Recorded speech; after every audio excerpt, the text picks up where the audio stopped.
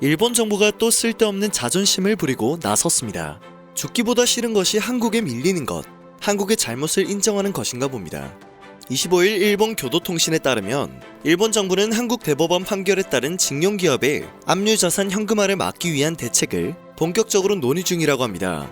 일본 정부가 복수의 방법으로 고민하고 있는 것은 한국의 비자 발급 조건 강화, 주한 일본 대사 소환 등이 있다고 하는데요. 어디까지 유치할 수 있을지 궁금할 지경입니다. 아시다시피 일본은 지난해 7월 징용 배상 판결에 대한 보복으로 반도체와 디스플레이 핵심 소재 3개 품목에 대해 수출 규제 조치를 시행했습니다. 이뿐만이 아니라 이후에도 징용기업 자산 매각이 이루어지게 되면 보복을 하겠다는 입장을 계속해서 밝혀왔는데요.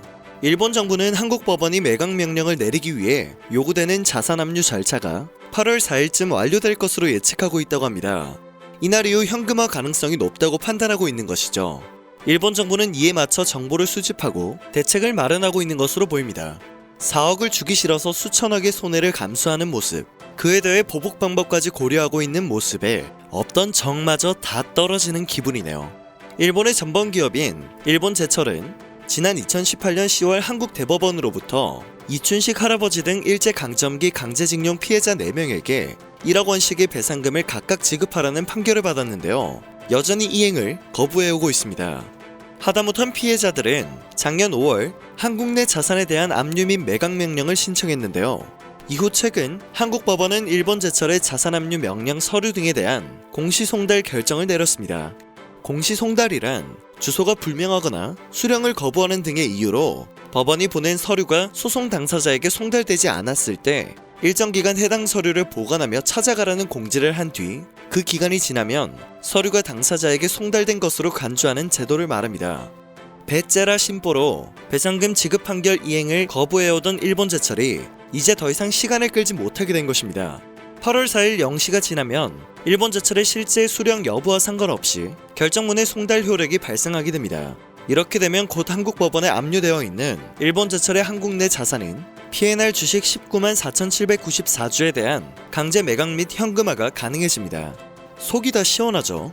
하지만 일본제철과 일본 정부는 이러한 상황이 너무나도 억울하고 자존심 상하는 일인가 봅니다.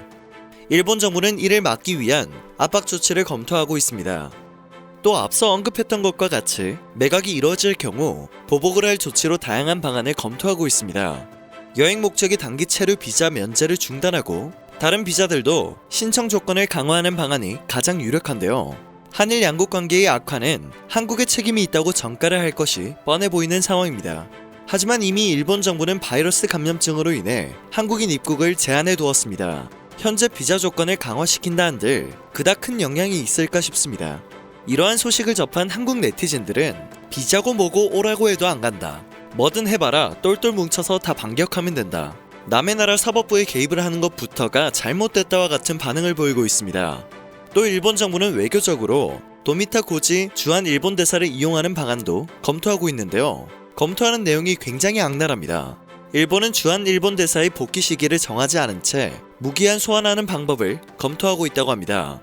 양국 관계를 악화시키고 있는 것은 누가 봐도 일본입니다.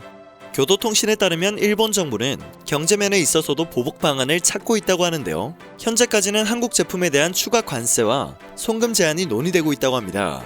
일본 정부가 고려하고 있는 방안들을 시행하면 일본에게도 타격이 발생할 수밖에 없습니다. 4억 때문에 수백 수천억 원을 손해볼 수도 있는 것인데요. 한국의 자존심이 상하는 것보다는 이러한 손해가 낫다고 판단을 했기 때문에 이러한 행보를 보이고 있는 것이 아닌가 싶습니다. 기가 막히게 대단한, 이해할 수 없는 부분이죠. 현재 작년 일본의 수출 규제 역설로 한국 경제의 대일 의존도가 더 낮아졌다는 분석은 계속해서 쏟아지고 있습니다. 대한상공회의소가 26일 발표한 일본 수출 규제 1년 산업계 영향과 정책과제 보고서에 따르면 총 수입액 중 대일 수입액이 차지하는 비중은 1965년 통계를 작성한 이래 처음으로 한 자릿수로 떨어진 상황이라고 합니다. 그리고 이 상황은 앞으로도 크게 달라지지 않을 것으로 보입니다. 지난해 대한상의 조사에서는 응답 기업의 3분의 2가 일본 기업과의 거래 관계에서 신뢰가 약화되었다고 응답한 바 있기 때문입니다. 또한 우리나라 다수 기업들은 일본 수출 규제의 직접적인 영향을 받지 않는 것으로 나타났습니다.